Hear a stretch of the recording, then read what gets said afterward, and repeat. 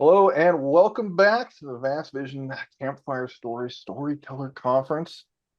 Still me, Joe, but we are joined with a new guest, a friend of all, Mike Allred. You know him from Madman, iZombie, a million great comics, X-Force, the Vault of Mike Allred, which I had here, which I reviewed again today. Mike, thanks for coming on, talking comics and storytelling with us. Of course. Just full disclosure, you and I are old friends, and Yeah, you're very important and dear to us. So if we get intimate, that might explain why.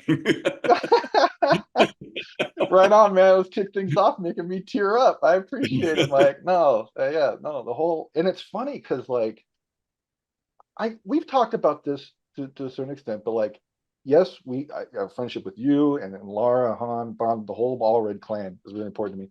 But like your work, you and Laura's work was like really formative to me at early on. Because I remember usually when people do interviews and they start talking about themselves in the interview, I was kind of tune out, but I have to here because, like you said, we do know each other and it's really important.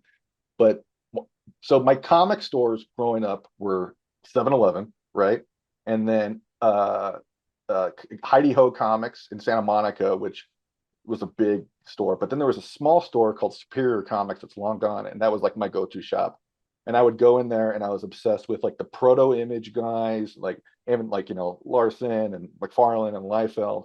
And then one day I go to the shop, and there's this purple cover over here, and I was like, oh, this is weird and new and different. And I go, and it's black and white inside. I was like, oh, that's different. I wasn't used to that yet. I was a kid, and in this comic, the lead character fights a guy that eats his eyeball, and it was just like such a weird proto, like it was this mind altering moment at such a young age. And that comic, of course, was Madman #1 that was put up by Tundra for you and Laura, or you and Laura. So yeah, man, the Allreds, that goes back a long way. Like there, even one more personal story in an interview. When my cousin and I were broke in our early 20s living in Oregon, we actually met you and Laura like way back at like some con that was like not at the sports arena, but it was like next door. And like we were both just like 1 month, one of us would buy X Force and one of us would the other. Anyway, point is, love you guys. I'm so stoked to be talking with you, you know. So Well, we've always loved hanging out with you right on. personally, and whenever you were in the audience during a gear show, my band, The Gear, we'd drag you on and give you a tambourine and Yeah. Sometimes Han, who was drumming, would be like, Joe, you're offbeat. Yeah, no, my timing was horrible. I had no skill with the tambourine whatsoever. So But such a good time. no, But it's then also appreciated. professionally, the Stardust story we did together, what you at Image shepherded a whole new era for us there. And all of the good things that happened for us there largely stemmed from you. So professionally and personally, you're very important to us.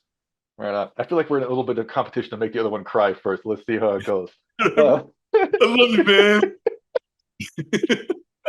So I am curious. So I was re-looking. I love this book, the Vault of Michael Allred, and all the really cool clippings. And one of my favorite things, very early on, is there's a picture of you as a kid, and you're reading a comic, and it felt like you were having that sort of moment of like recognition of something larger than yourself, or it was like this moment of I'm a like this is new and different and cool. I was trying to figure out which comic it is. I think it may be Challenge of the Unknown. I'm not sure. But anyway, my point is, I know you and your brother were really formative in the comics. So I'm kind of curious, like, where did that moment of first contact come in with comics? For me, it's all about Lee, my older brother. Yeah. There's not a moment in my life when comic books weren't surrounding me. I recently asked him, "Well, how did you get into it?" And I think he just they were at a drugstore or something, and he just, I want that, and it was, from then on. But I've related this several times, but my earliest memory is waking up in a hospital blanketed with comic books because Lee had knocked me off a table and gave me a concussion. And out of guilt, talked mom and dad into buying a bunch of comics. And so there they were, just surrounding me. And that's been my whole life. And because of Lee, the best stuff was always in our house. Dude, right on. And so what was he reading at the time? Was it Marvel? I mean, because I know I remember you reading an interview once. You saying you're kind of a Marvel and DC guy who you did discovered indies as the '80s kind of explosion went on. But what were you reading like back then, like the formative years? Well, we'd always be going off to there was a swimming hole, Cavitt's Creek, that we would go to a lot in the summertime, and there would always be these excursions for picnics or whatnot. And part of the tradition was stopping in the market. This is back in the day when your supermarket and drugstores, that's where you got your comic books. So Right. that would be our parents here. This is going to keep them entertained in the back seat and that sort of thing. So early on, I would buy the Harvey comics, Hot Stuff, Casper, things like that, Richie Rich, and which I would quickly fly through. And comics did teach me how to read. I wanted to know what these characters were saying. And so I would quickly get through my stuff, and Lee had all the best Marvel, all the best DC, Charlton, all of this stuff that took more time to read, was deeper, was more, you had to invest in it more, especially the Marvel stuff, because DC, you could have self-contained stories. Marvel had continuing stories, which helped with the obsession of getting back to the drugstore. And we lived about 3 blocks above downtown Roseburg, Jackson Street, classic Americana, Main Street. And there were 3 drugstores there, and that's where we would get our comics. And because of Marvel, you had to make sure that you had to be there when they came out, because if you missed it, you had missed a chunk of the continuing story. And these were the things that I learned from Lee. He was on top of this stuff. He's literally a genius. His IQ is up Yeah. the chart. And so I've benefited from him being my brother and my guru in those early years significantly. Right on. And so at what point, so you're reading comics and it's this obsession, you're racing to get to the drugstore to get them. But at what point, because I know you've been really artistically um, focused in like I know you sculpted. Obviously, we talked about music and everything. But at what point are you thinking like, wait a second, these things that I'm reading that I'm racing to the drugstore to get, I can make these. Like, at what point does that start kicking in? Well, the first time was I never thought of actually doing it for a living. I didn't know how you would do that. Yeah, Uh, and with Marvel, this whole mythology of the bullpen and everybody all in this one big room, passing their art around and stuff. So I figured, well, you had to live in New York, and I didn't even know how to get to New York. So as a kid, it never became a real thing. But artistically, I was inspired to draw all the time. And Lee and I would make our own comics and entertain ourselves, creating characters. And it was probably after high school. And again, with Lee, he had this stack of Conan the Barbarians oh and the nice. Marvel calendar. And I remember there was this amazing image of Conan by Barry Windsor Mr. Smith in Smith. Yep. and it obsessed with it. And then when I was after high school, the summer before college, my dad got me a job as a lifeguard at a summer camp, and it was in 2 sessions. Between the 2 sessions, I found at this used bookstore, I'd never seen a comic book store at this point, but in this used bookstore, in the back, in a box, were all of the Barry Windsor Smith Conans. It was Conan 1 through 24. And there was some fill-ins and stuff in there too. But you know, Barry Smith was a Kirby wannabe initially. You'd see his early Right. stuff, desperately trying to draw like Jack Kirby. But with Conan, when you go from Conan #1 to Conan 24, it's the fastest, most exciting development of an artist I've ever seen.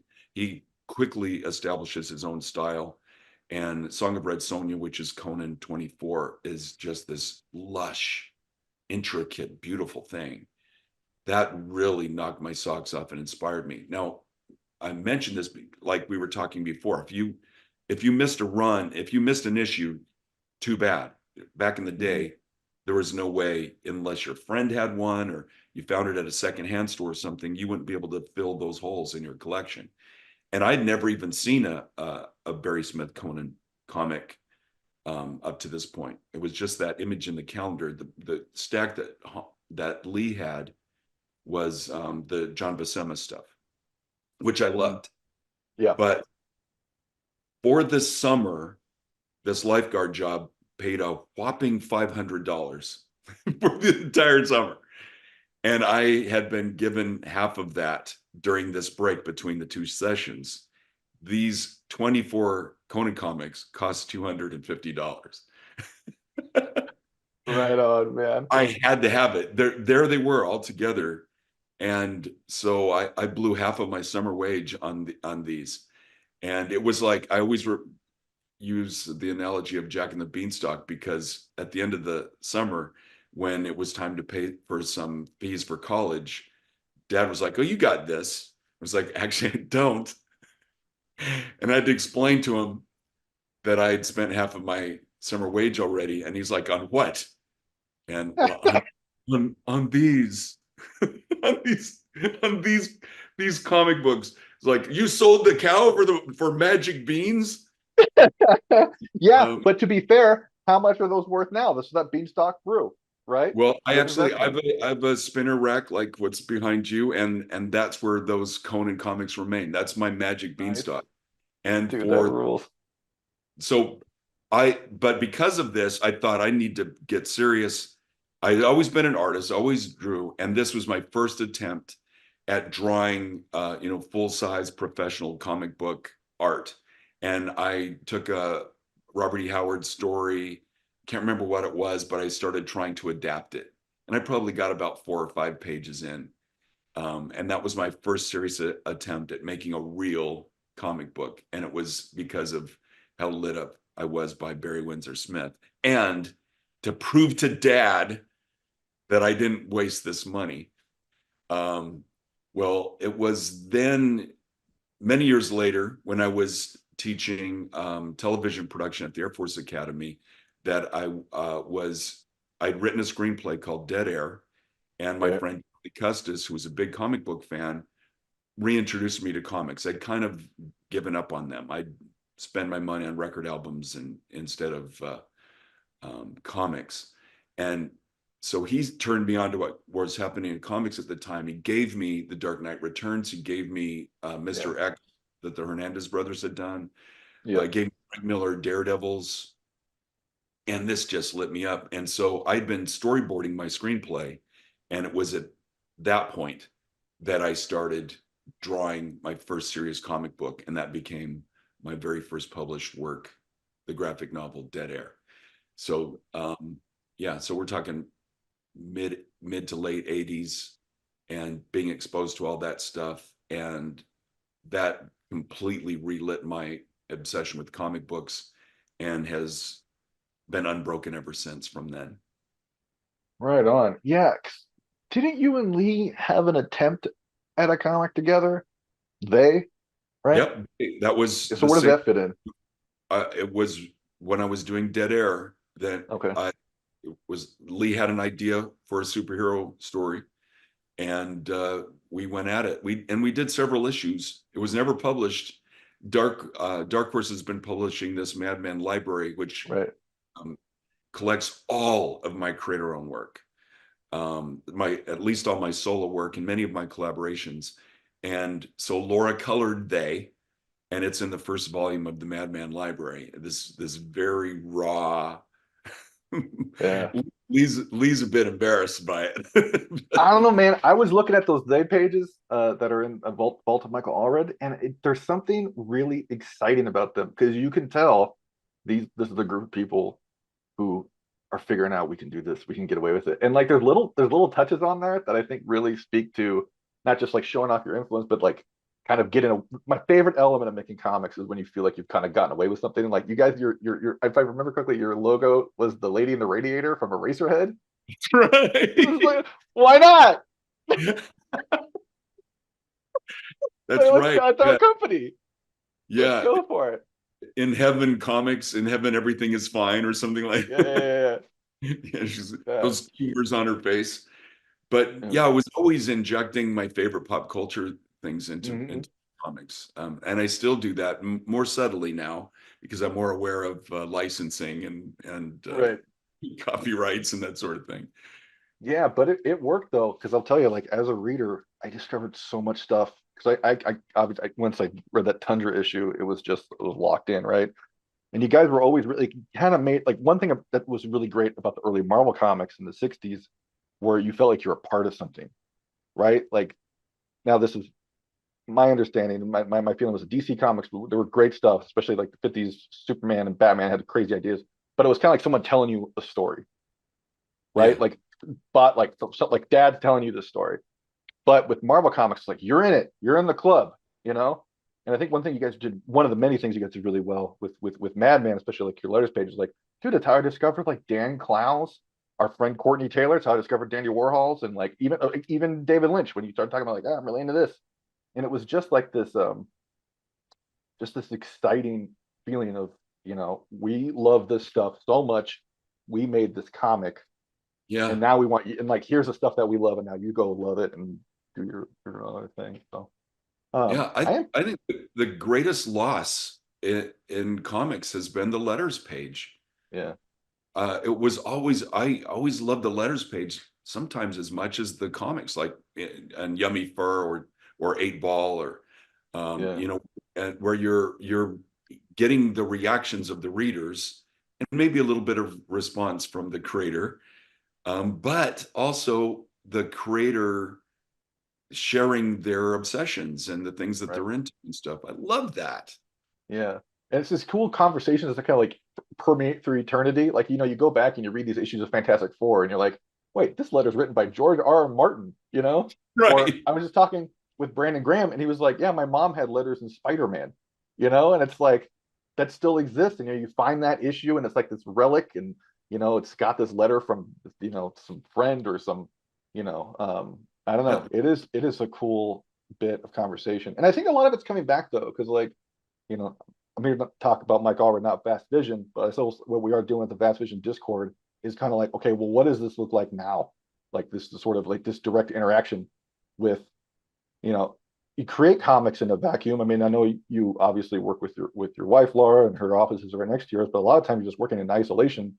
And a part of the fun for me, like, I never understood creators were like, I got to go to a Comic Con. I was like, no, it's awesome. You get to go to Comic Con and you're around other people who love this stuff, and maybe they love the stuff that you're making, and maybe they don't even know about it, but you're all going to either discuss or find out or share new, cool, exciting stuff. So yeah, no, I absolutely I love that aspect of your Yeah. comics.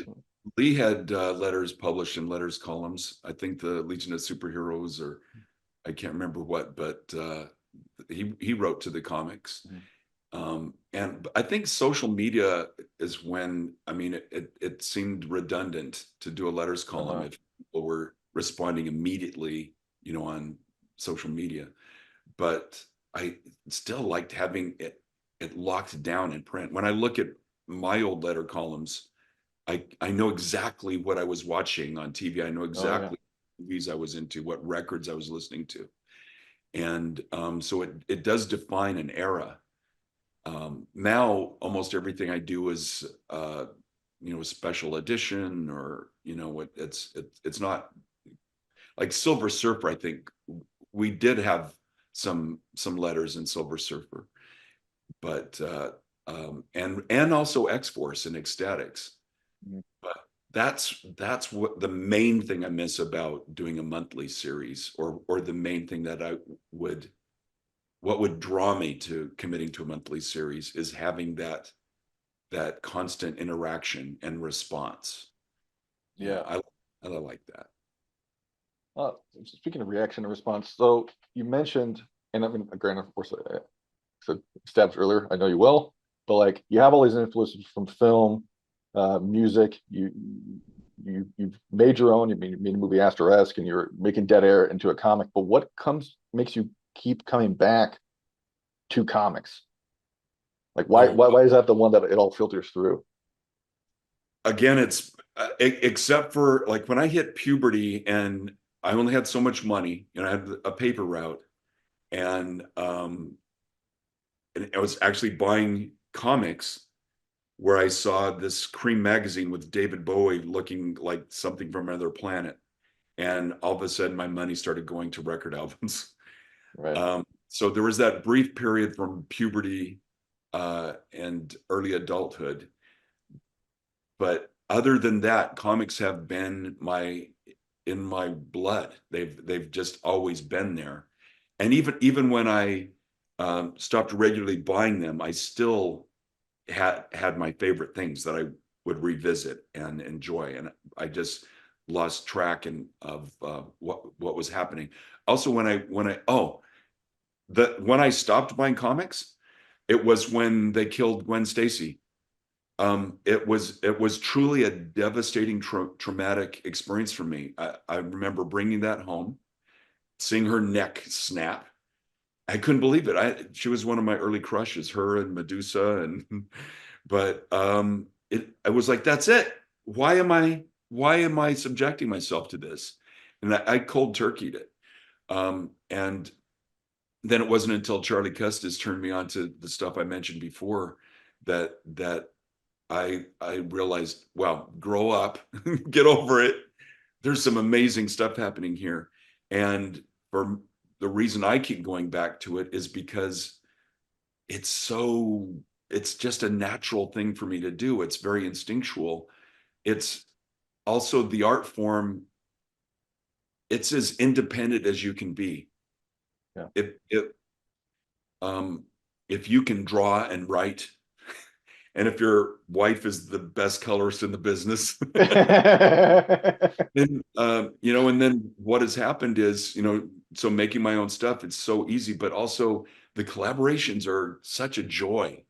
I love getting into somebody else's head. Like, again, that Stardust story. I love that they're doing this big fancy Stardust book that will have our Stardust Oh, story that we in it. work. Yeah, yeah, yeah. Yep.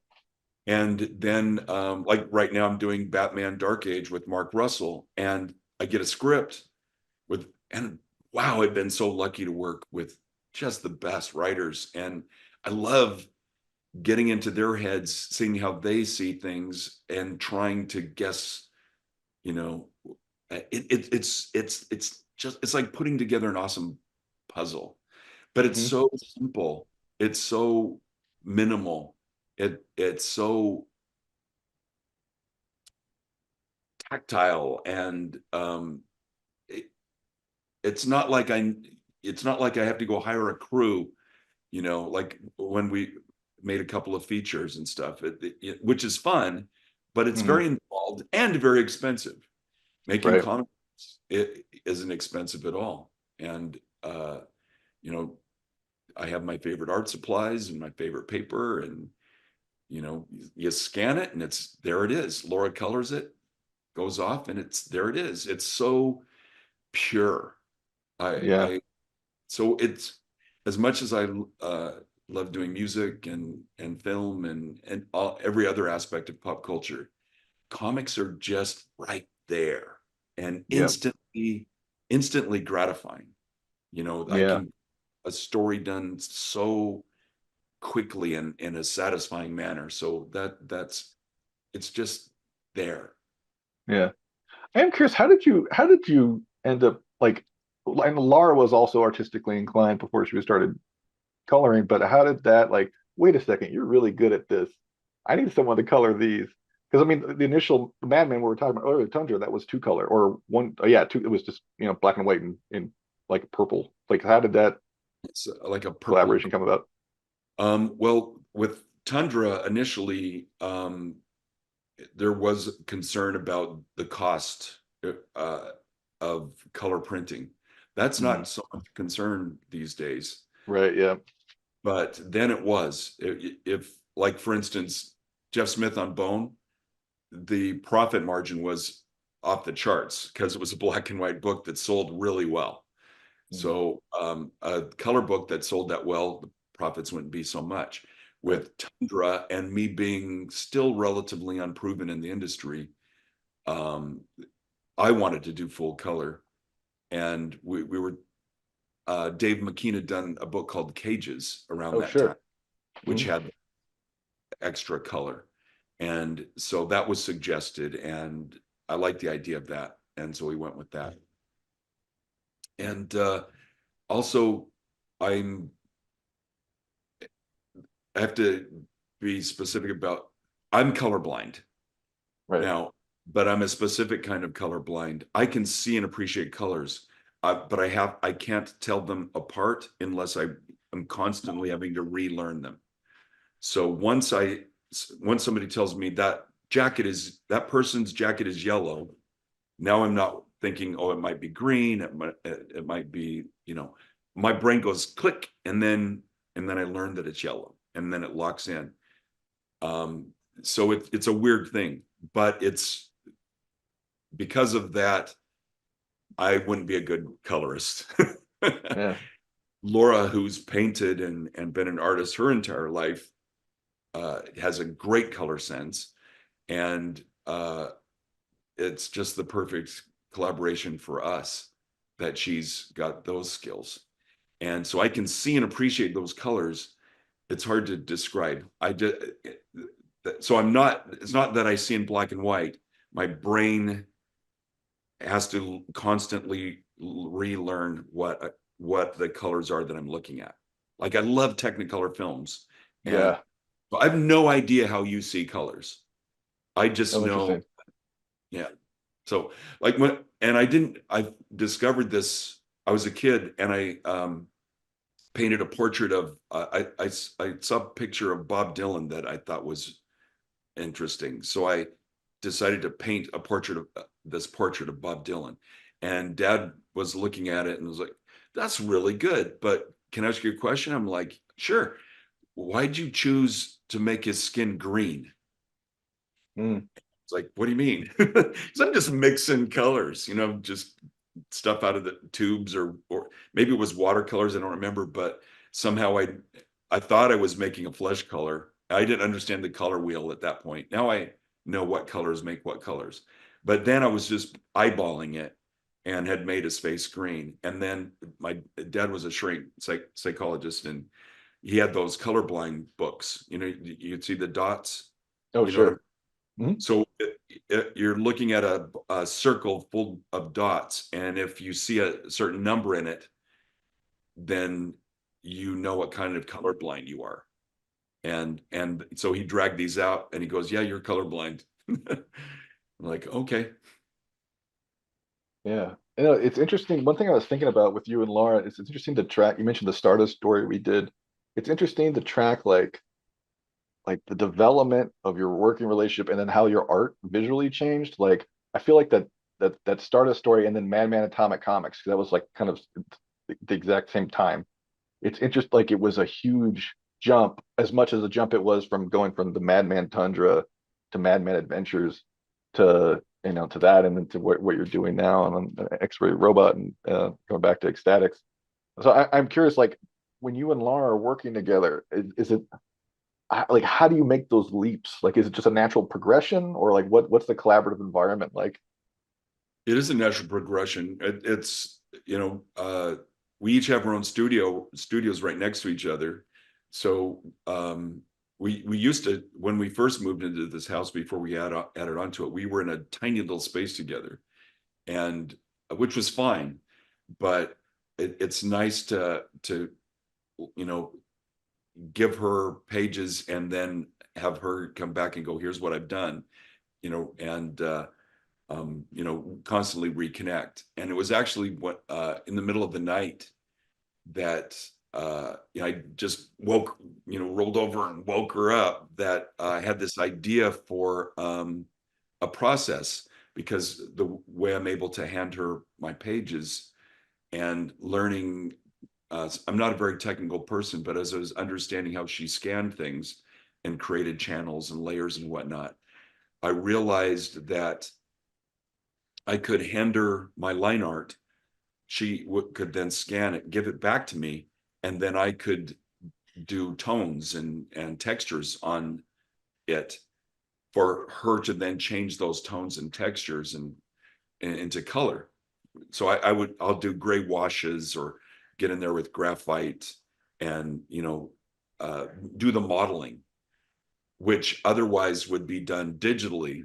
And I didn't like how I wanted our work to look organic. I wanted it to look like human hands touched it. And with this, I was able to control the modeling, and she could choose the colors, and you could see the texture of the paper, or you could see the brush strokes. So it just looked more handmade, and she could separate the line art, which is that classic brushstroke, old school, timeless comic book look, but then also have this control of the coloring that has a more painterly, artistic, human made vibe. And that was just from like waking up and going, aha, and that sort of thing. That would be the most extreme example of that. But when we were doing Madman Atomic Comics, we made a commitment to try to do an experiment with each issue, even subtly. Some not so subtle, like for instance, creating the world's biggest comic book panel with number 9. So where it's just this continuing tracking shot broken up over 2-page spreads. You can go to AAApop.com and see it all one big long together thing. So cool. Yeah. That, and then one of my favorite comics I've ever done was issue 3, where every panel I tried to replicate the style of a different artist and tried to do it chronologically. So you'd get like Floyd Gottfridson's, old school Mickey Mouse style. You'd have a Looney Tunes, Bob Clampett kind of style, or Hal Foster, Prince Valiant, Dr. Seuss, Charles Schultz, going up through the EC artists with, Frank Frazetta and Bernie Krigstein and then my contemporaries and peers. And so you get Darwin Cook and Greg Thompson and, Bruce Timm and on and on. So that was really satisfying. Those are the extreme examples, but then we'd also do little subtle things. She would try something with colors or different techniques. And so the concern was making sure that everything looked consistent and wasn't jarring, but at the same time, for those that were that are very observant about such things, would get a little kick about, oh, look what they did this time, or look what they're doing here, or look at the story structure, playing with story structure or layouts or pacing, just different things. We just try to change it up. Like with this issue, Laura and I would talk, what should we do now? We should try this. We look at some of our favorite European artists or take film technique, for instance, like Kubrick, who is always very symmetrical. He always has symmetrical shots anyway, there'd just be these constant inspirations that we try to integrate into the comics to stretch and grow and keep it exciting for us, while at the same time have this very consistent, overarching story that with the characters and interacting. And so that would be my Conan 1 through 24. Yeah. No, that Atomic Comics run at Image was phenomenal. And one of my favorite things about it's interesting to hear you talk about it. Because I remember, I think it was either the start of story or just in general with Madman Atomic Comics, you had mentioned looking at a lot of like Fleischer Brothers cartoons. Yes. And seeing the way that they were kind of composing things together, which I'd like to hear you talk about. But it was interesting because then you were like, okay, I love this thing that is rooted in, tangentially anyway, with comics in their past. But then how do you take this inspiration and not make it nostalgic, but make it like, how do we go to the future now? And that's how I felt every time we would get one of the issues in, because I was at Image when that was coming out. It just felt like comics from the future. Even the one that was like, here's a kind of a history lesson of what comics. You're like, oh, this is like Madman from 20 years from now, you know? So yeah, no, I always thought that was really, really, really cool.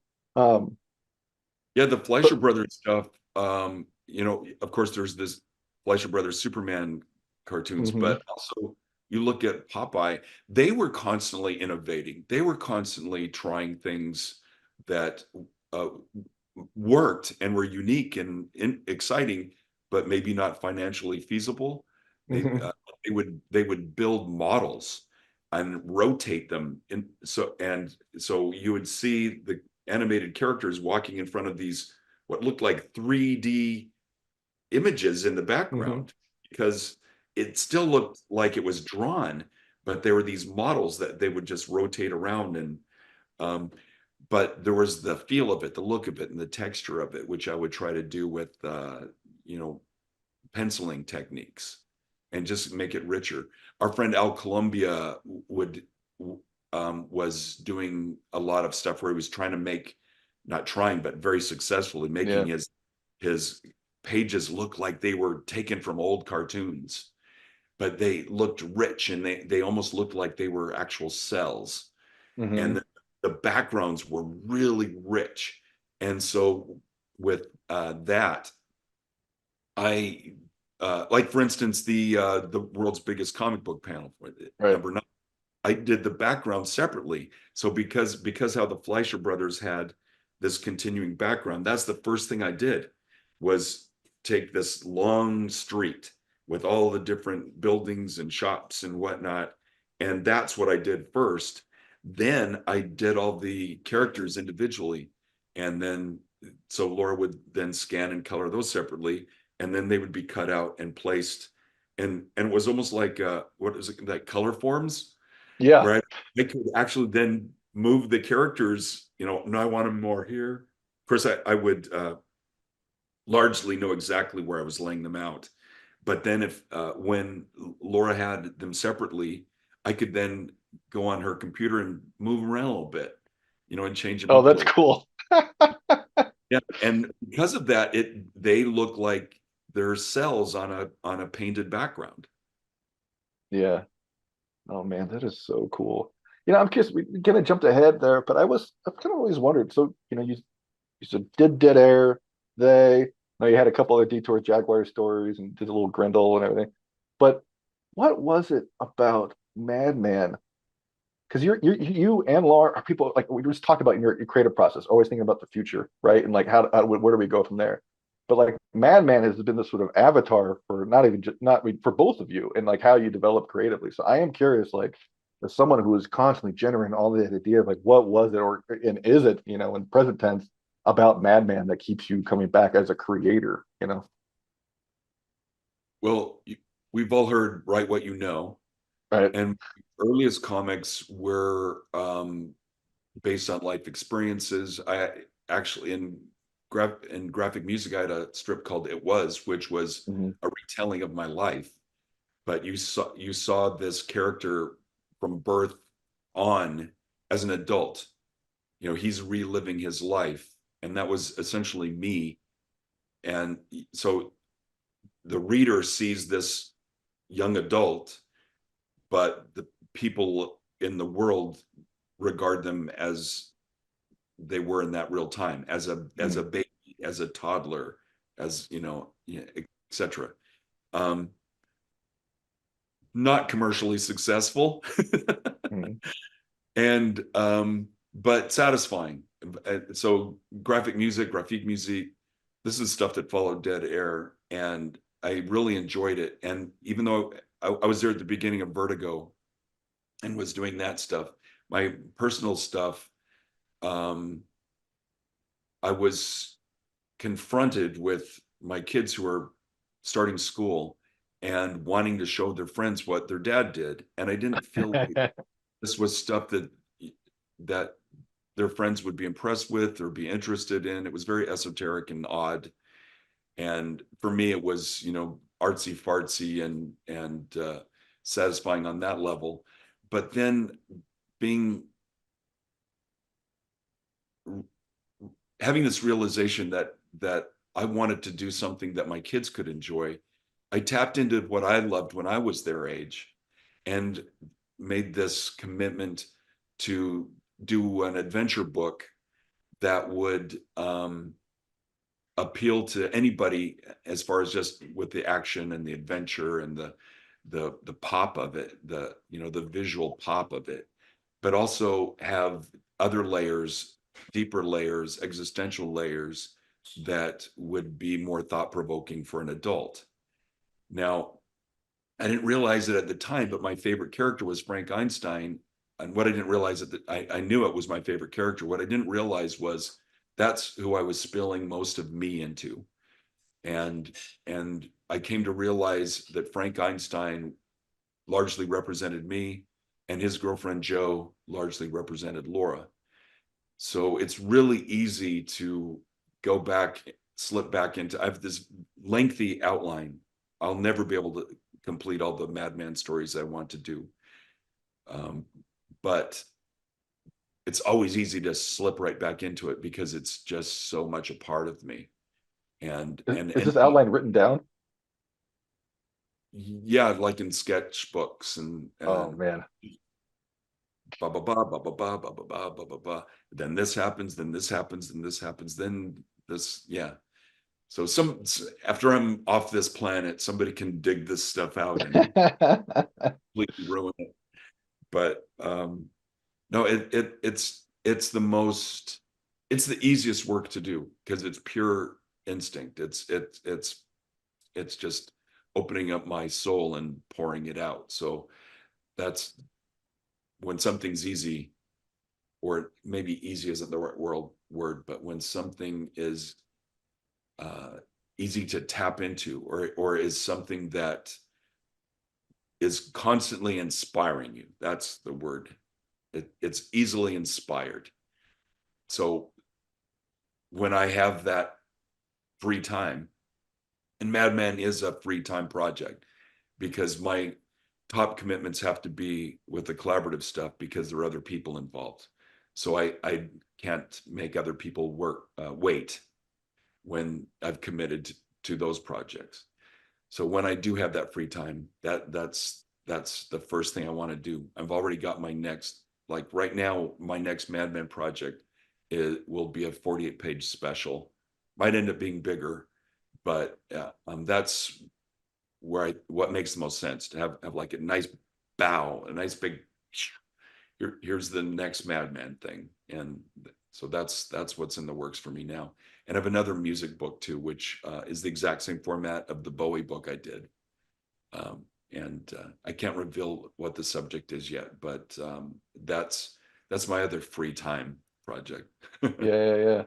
And so I forget, can you talk about your collaborative book right now or not? The Batman? Yeah, okay, yeah. That's public knowledge. Oh yeah, yeah. That All right. was announced last month, I think, or Oh, okay, or right on. first issue comes out next month, actually, end Oh, of March. sweet. And that's Yeah, Mark yeah, Russell, right? Right in yeah. that? Mark Right Russell. on. Yeah, it's Cool. working with him. It's a dream. It just flows. Yeah, no, you guys, it's always interesting to see you, the way you work with collaborators because, your personal work is so intensely personal, I mean, we've talked publicly and we've talked privately about, stuff in your own life. You draw on the Madman and, obviously you're working with the love of your life. And so it's interesting to see like, when you work with Mark and then what that becomes, and the difference. I'm really excited for the Batman book in particular because I remember in your solo, you did your riff on Adam West, and it was like this beautiful existential, heartfelt story.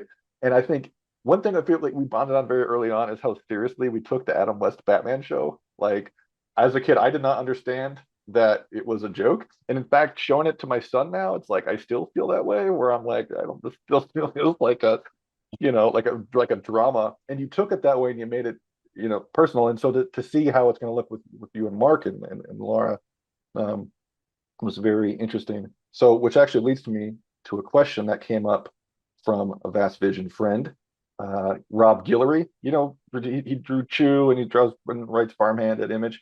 Yeah, Um, yeah, so he's a big fan of ecstatics, and so I was kind of wondering if you could talk about working on that and the sort of this collaborative nature you had with Pete Milligan.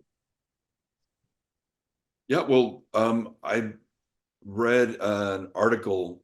Um, I'm pretty sure I'd read how Joe Quesada was being given the reins to Marvel, and we kind of came up around the same time. We'd be at shows and whatnot, and hung out in Chicago. Went to an art gallery together, and so was very fond of him. Just thought he was just a really solid guy.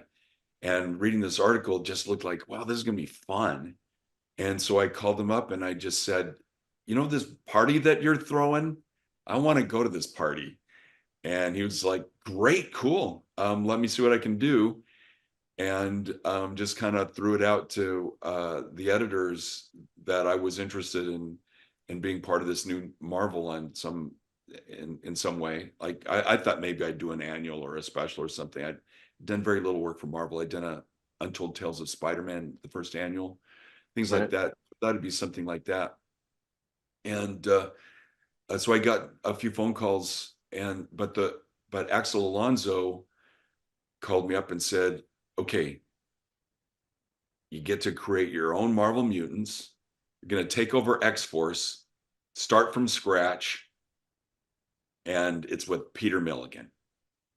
And yeah, it's a dream pitch. You know, I pinch myself how often these wonderful little things happen, like Superman Space Age with, Right. you know, Editor Brittany and Mark Russell approaching me with Superman. It was like, yeah, I get to tell Superman's entire life. Yes, please.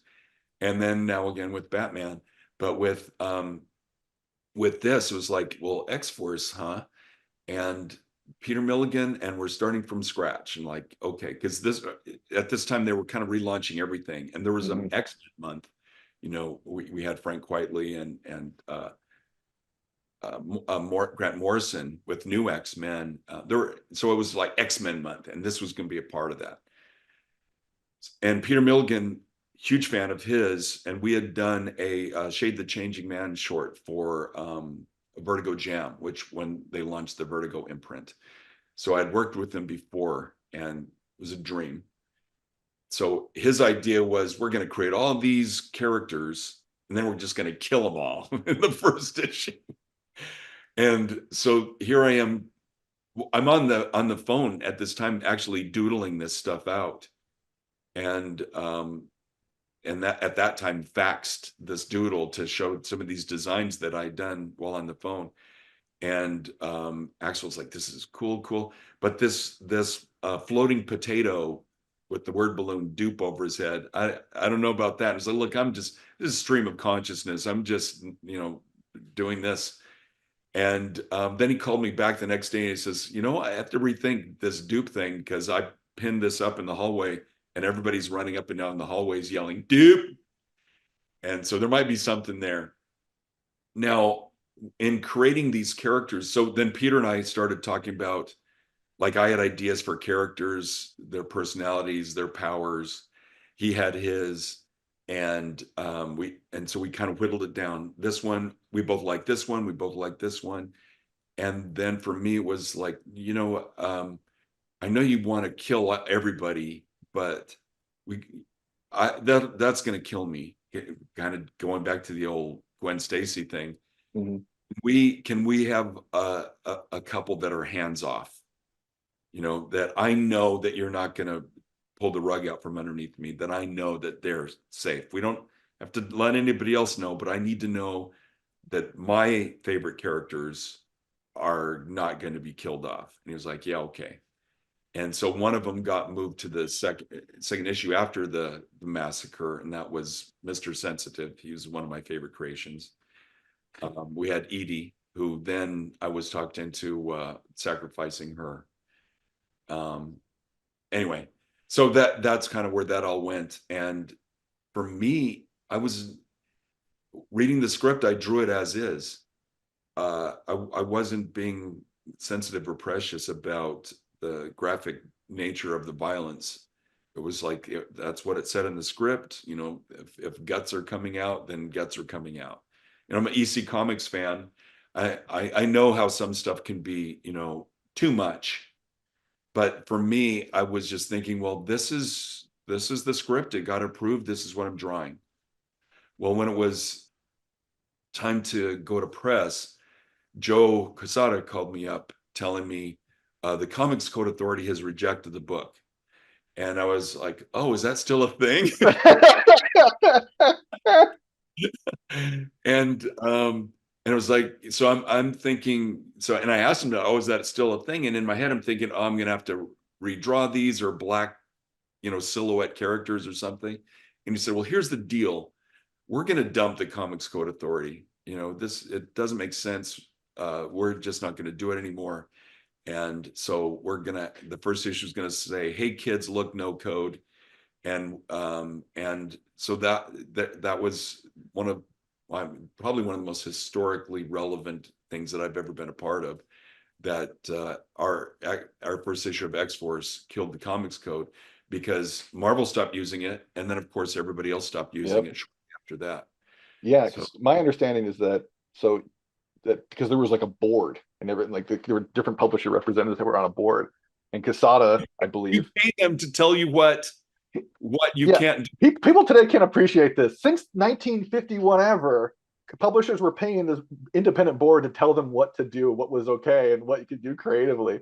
And so, it's like all my favorite moments as a comic book reader, which really influenced me as a creator, have always been when I feel like I'm reading something illegal. And like going to Catholic school and reading Spawn #1, I was just like, I'm going to go to jail. But when I was in my 20s and I read that first X Force, I was like, we're all going to go to jail because we're just like, forget it. And like I said, I remember there was the story I was told and I believe is that there was like a board meeting and Casada was on it and Jim Valentino was on it and Casada was trying to make this pitch for like why are we even doing the Comics Code, and Valentino was also just like, yeah, this is stupid, and Yeah. like people were like waiting for permission to be like, we don't need to adhere to this dumb thing anymore, and then you get all this amazing work out of it. Like what would happen if we just stuck to this archaic model, and didn't get X-Force, and now like with Rob Guillory, big name independent comics, was hugely influential on him. It was hugely influential on me, and you guys were just doing like I felt like you're getting away with something, which is all my favorite kinds of. And I, again, feel the same way about Madman, and all the experiments and stuff too. So, Yeah. good But on it was you. so arbitrary and inconsistent, like the Yeah. movie rating system, and I never gave this any thought because, of course, I wasn't working in the mainstream system at Yeah. that point. And but it was so liberating to be told by the people that I'm working with that, hey, we support you 100%. Just Mm-hmm. go for it. And that remained until we tried to resurrect Princess Diana as a Marvel mutant, and then the thumb came down. But um, I understand. That Yeah. I'm a relatively sensitive person, but what the people in England who were freaking out didn't realize that what we were doing was very respectful and affectionate. She was a hero of compassion. Mm-hmm. She the work she would do to with the stopping landmines or anyway, she was involved with so Yeah. many things. She Yeah. clearly cared about the other people she was sharing the planet with, and Yeah. that was her superpower. But that was disappointing that we weren't able to go through that. I'd actually drawn 3 issues, so I had Oh to wow, this. I didn't know it went that far. I thought it Yeah, was. this was like you can find online some of the at least the covers where Mm-hmm. there's this composition, this motif, that the leapfrog motif that I keep using, and I had Princess Diana leapfrogging. Also one where Spider-Man is descending in front of a bunch of monitors with her face on it, and also an art gallery with her face big on a portrait. But you had to redraw. I hadn't inked them yet. I had to redraw 3 issues to make her look like a generic pop princess or something like that. Um, but anyway, it is what it is. That was really satisfying doing that run with Pete, and then coming back again recently with the Excellent, and I love revisiting those characters, and And yeah, Mr. Sensitive is so fun. And being a subversive individual, Mr. Sensitive's long lost brother is Adam Baum, Metal Man in the Atomics. So I Did have you ever get pushback on that? that's related to a Marvel character. Did you ever get pushback on that? Never. Yeah, that rules. Yeah. And clearly others, they have the same horrible skin and yeah. Yeah, man. No, I love it. That's so cool. I don't know. Like I said, you guys taking those risks and doing this thing that you shouldn't do. Like I was saying earlier about Rob and me, like that has had such a major influence permeating for such a, I mean, forever, you know? And so I don't know. Just thanks Others for taking the as risk. well, fortunately for us, because the whole build the team, kill the team, Mhm. and Zeitgeist, that's Deadpool 2. So we Yeah, got huge rewards for that. That was a big kick, but yeah, yeah. right on. Um, well, cool, man. We're almost at time, unfortunately. I feel like we could go for, and I know I should just drive out. Yeah, I'll have to drive out to Eugene again, man. It's already been too long. But so you're working on Batman.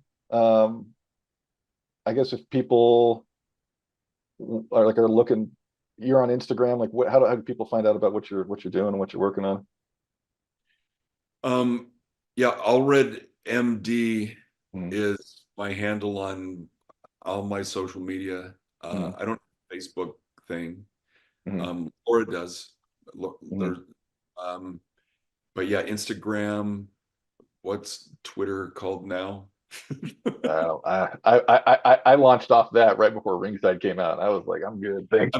I've Ed's thing, Blue Sky. I haven't been active so much that what's Yeah, easiest is I like Instagram. You take a picture of yeah, something, you throw it up there, yeah. and Twitter is just easy to respond to. I think there's the most activity there, and I largely just answer questions or retweet something that people are sharing. Uh, but yeah, I'm I'm not as active with. I'm accessible but not active. And if Yeah, yeah, anybody yeah. wants to with me, my manager Brian Hubert, there's a link to him on the AAApop.com page, Right on. and I'm easy to get in touch with if. I will say I've been loving your Instagram. I love this phase of your like it's not like action figure diorama. It's I don't know what you would call it. Like this new phase artistic pursuit of yours. I don't know. Can you touch on that for a second? Because actually I haven't been able to talk with you about this yet. But like what is that you're doing? You're creating these really intensely detailed dioramas. Well, when I was a kid, GI Joes were 1/6 scale figures, and Right. you had all these great accessories and vehicles and whatnot. Well, in I guess it would have been the early 2000s or so at San Diego Comic Con, there was a display for these hot Star Wars hot toys. And you saw Han Solo and Luke Skywalker and Princess Leia and Chewbacca and 3PO and R2D2. And they looked real. They were Mhm. 1/6 scale. And the, you know, action figures, yeah, the likenesses aren't key. But these, they had artists working on them and they've only gotten better since then too. Like you'll see these Hot Toys figures now where you take a picture of them and you can't tell whether it's the real person or not. It's Yeah. amazing. So I saw these and was like, oh, and of course they're just showing them, they're not selling them there. And so I was constantly like, when are these available? When are these available?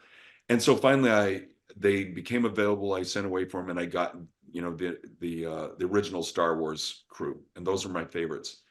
And then years later, I was at the comic book store and somebody had traded or sold most of the Guardians of the Galaxy's figures. And Guardians of the Galaxy to this day is my favorite Marvel film. Oh yeah. Oh It's yeah. not talks off. Love that, just charm and thrilling. James Gunn just rocked it. And so I had there they were, got them. Then the pandemic happened and I needed a new hobby. And so started building dioramas and it just kind of blew up. And so yeah, I built oh, because the Adam West and Burt Ward Hot Toys figures, they're so choice. So I built my own Batcave. Jazz Inc., this company in Denmark, makes 1/6 scale figure vehicles. So got this beautiful 1966 Batmobile and Oh, a nice. 1989 Batwing and the Millennium Falcon cockpit. You can get the snow speeder.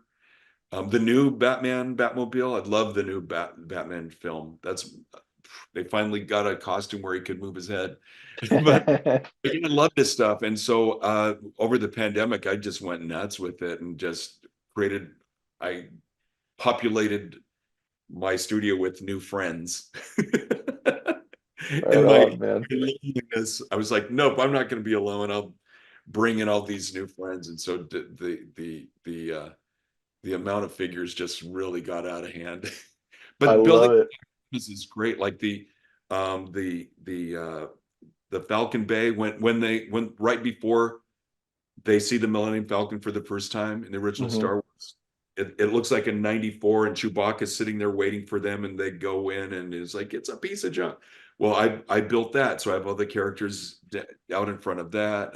A lot of Death Star dioramas, and I built N1 Starfighter, which is the Mandalorian's vehicle. So 1/6 scale, it's huge. But Dude, anyway, yeah, it's another spare time. right on. Well, if you want to see what we're talking about, Allred MD on Instagram. Mike, we're overtime now. I want to say love you guys, love you and Laura. It's so great. Tell the whole family I said hello. But yeah, thanks for joining us on this Vast Vision thing, It's man. fun. Yeah, we'll do it again sometime. We're gonna, we're talking anyway. I might as well record it. So, Yeah. all Well, right, I'm gonna give it back to Curtis. Have a good one, sir.